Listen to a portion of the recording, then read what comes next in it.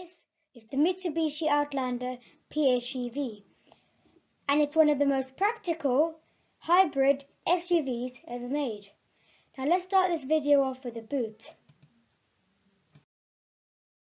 Now please make sure you subscribe to this channel and hit the bell icon to turn your notifications on so you get alerted when I make a new upload. Please also follow us on Instagram at SahilCarReviews. So, the boot. The boot is very big. You can fit a whole load of things. You do get two storage compartments, as you can see. You get a 12-volt socket cigarette lighter port in this boot. There's something very unusual that you also get in this boot. You also get cup holders because you can get the diesel and petrol 2.3 litre engine versions with 7 seats. So when you put the seats up, then the two people at the back will have somewhere to put their drinks. So when the seats are folded down, you get a fairly flat load bay.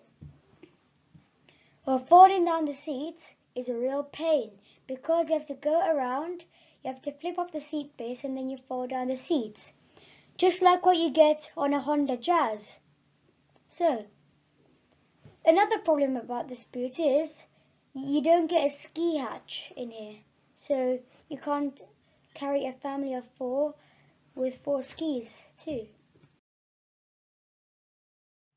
So, what is good about the back seats? It's pretty much the same as the old ones. You get lots of leg space and lots of head space. You can carry 3 people at the back at once, no problem at all. The floor is almost completely flat. The whole car body is so wide, so you can really carry people at the back. What is it like with 3 people in the back of this car? So, it's really good because of how wide this car is. One problem about the back is that you only get one USB port, so those in the back will have to fuss about who charges their mobile device first. The interior. It's pretty much the same as the old model. So,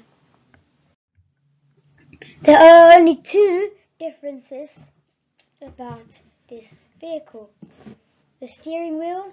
In the old one you should get a 3-spoke, even for the PHEV.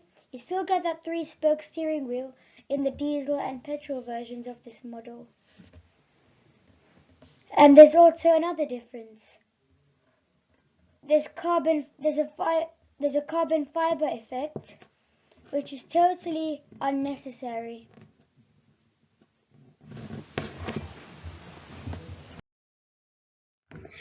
Now, before we talk about the infotainment system, I'd like to tell you guys something very important about this Outlander.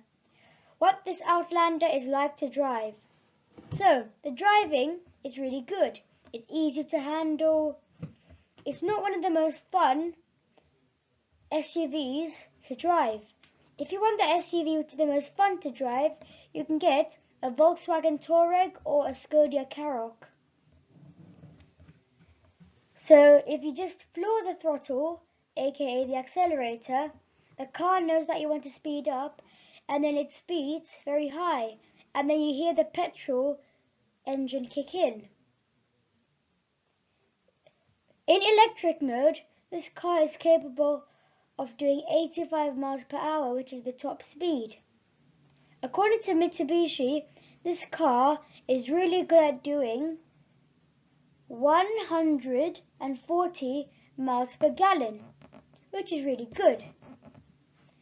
So, it's not one of the most fun to drive SUVs on the market, but it's the most easiest to handle.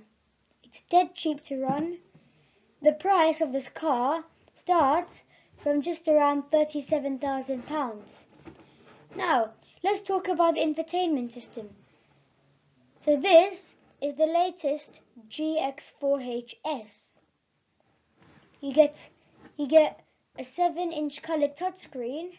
You don't get a satellite navigation button.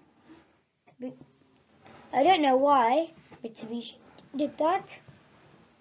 But if you want sat-nav in this car, what you can get is you can connect your mobile phone to the car via Bluetooth, and what you can do is you could simply use you can just connect Apple CarPlay or Android Auto to this vehicle so that you can check out the sat-nav.